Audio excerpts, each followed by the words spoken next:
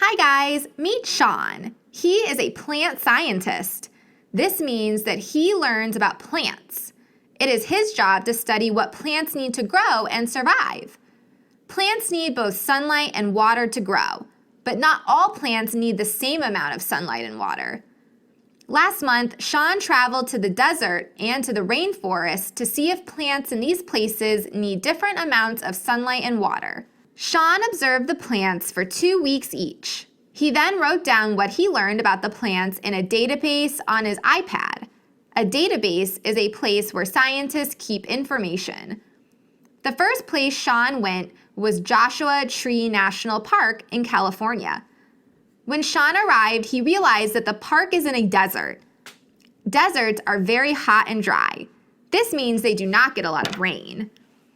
Sean watches the Joshua trees for 2 weeks.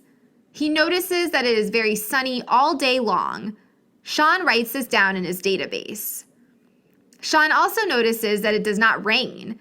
He also feels the ground near the Joshua trees. It is really dry. It is so dry that the soil has cracks in it. Even though it's really sunny and dry, the Joshua trees are healthy and living. This means they must not need a lot of water, but do need a lot of sunlight. Sean writes this down in his database. The next place Sean visits is the Amazon rainforest in Brazil. Sean is observing a banana tree. He notices that the banana tree does not get a lot of sun. This is because there are very tall trees in the rainforest that block it. Sean also observes that the rainforest gets a lot of rain. It rains almost every day. This means the banana tree needs a lot of rain to survive. He writes this down in his database. Sean writes an email to his colleagues back home about his findings.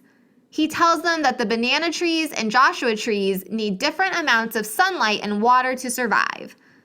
Joshua trees need a lot of sunlight and very little water. But banana trees need a lot of water and not as much sunlight. Sean is excited to share his findings with other plant scientists. This week, Sean is traveling to Australia to study baobab trees. Look how cool they are.